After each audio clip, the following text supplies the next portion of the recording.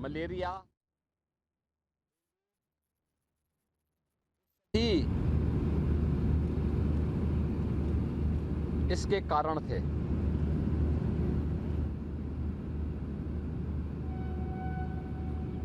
महानगर को जल जमाव से मुक्त करने के लिए, महानगर के अंदर इन बीमारियों के संक्रमण को रोकने के लिए उत्तर प्रदेश सरकार ने गुड़धोवा नाला पुनरुद्धार की एक स्कीम को आगे बढ़ाया और मुझे प्रसन्नता है कि जो कार्यक्रम हम लोगों ने 2 वर्ष पहले आगे बढ़ाया था, चैलेंज था, क्योंकि उस पे बहुत सारी जगह अतिक्रमण हो गया था। लोग जगह जगह उस अतिक्रमण और नाले के ऊपर ही घर बना दिए थे। आज वो पूरा नाला अतिक्रमण से मुक्त होने के साथ साथ आरसीसी का एक लगभग 9.5 किलोमीटर लंबा, जो लगभग 10 मीटर चौड़ा है, ये बनकर के तैयार हो गया है। इस पूरे आरसीसी का जो नाला बना है, इसके दोनों ओर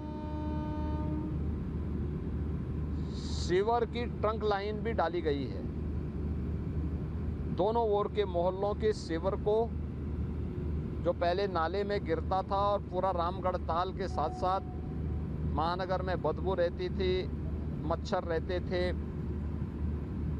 मलेरिया, इंसेफ्लाइटिस, डेंगू जैसे तमाम प्रकार की वायरस जनित बीमारियां फैलती थी।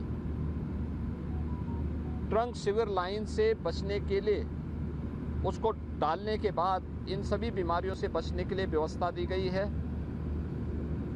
और सीवर लाइन के लिए 2 एसटीपी प्लांट यहाँ पे बन करके तैयार हो गई। एक 38 एमएलडी की है, एक 61 एमएलडी की है। सीवर लाइन का काम 14 किलोमीटर पूरा हो गया है, लगभग 4 किलोमीटर बाकी है, जो उसको अभी अगले 1 महीने के अंदर उस कार्य को कंप्लीट कर लिया जाएगा।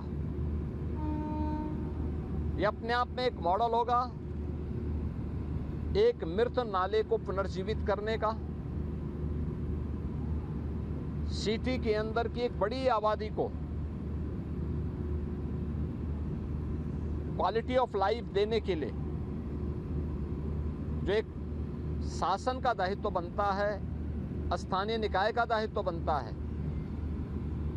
उस लक्ष्य को प्राप्त करने की दिशा में गोरखपुर महानगर एक बड़ी लकीर खींचने जा रहा है। और वह कार्य हमारा यहाँ पे कंप्लीट होने जा रहा है। आज मैंने इसका निरीक्षण किया है। दोनों एसटीपी 38 एमएलडी और 61 एमएलडी के जो 2 एसटीपी लगे हैं, दोनों यहाँ पे क्रियाशील हो चुकी हैं। नाला पूरी तरह बनकर के क्रियाशील हो चुका है। ट्रंक सिविल लाइन का जो काम अधूरा पड़ा हुआ है, लगभग 18 किलोमीटर में से 4 किलोमीटर का जो बाकी है, उसके निर्माण के साथ ही इस पूरे नाले के दोनों ओर सड़क के निर्माण के कार्यक्रम को भी इसके बाद संपन्न होना है। आवागमन के लिए भी हम एक व्यवस्था दे सकेंगे और इस पार से उस पार जाने के लिए 14 स्थानों पर आरसीसी के पुल और कन्वर्ट भी दिए गए हैं, जिससे लोगों के आवागमन को सुगम बनाया जा सके। बरसात में वन महोत्सव के अवसर पर दोनों ओर व्यापक पैमाने पे वृक्षारोपण के कार्यक्रम को भी करते हुए इसके पुनरुद्धार के कार्य को एक मॉडल के रूप में भी प्रस्तुत करेंगे कि कैसे गुड़धोवा नाला कभी मृत हो चुका था, समाप्त हो चुका था, अतिक्रमण का शिकार हो चुका था और आज पुनर्जीवित होकर के गोरखपुर महानगर के जल जमाव की समस्या की लाइफलाइन बन रही है। मैं इस लाइफलाइन के लिए गोरखपुर महानगर के उन सभी नागरिकों को जिन्होंने सकारात्मक सहयोग देकर के इस परियोजना को सफल बनाने में अपना योगदान दिया, उन सभी अधिकारियों और कर्मचारियों को जो शुरू से लेकर के अब तक इस पूरे कार्यक्रम के साथ जुड़े हैं, सभी जनप्रतिनिधियों और अधिकारियों और कर्मचारियों को, इंजीनियर्स को जो सफलतापूर्वक इसे अपनी मंजिल की ओर ले जा रहे हैं, उन सबको मैं बधाई देता हूं। इस पूरे प्रोजेक्ट पे भारत सरकार और राज्य सरकार लगभग 500 करोड़ रुपए खर्च कर रही है और मेरा अनुमान होगा कि ये अपने आप में एक मॉडल होगा, एक बड़ी आबादी को बीमारी से बचाने के लिए, उनकी क्वालिटी ऑफ लाइफ की दृष्टि से एक मॉडल के रूप में प्रस्तुत होगा।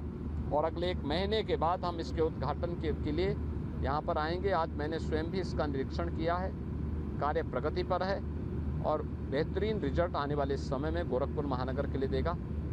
महानगर उत्तरी को जल जमाव से मुक्ति देगा। बहुत बहुत धन्यवाद जी।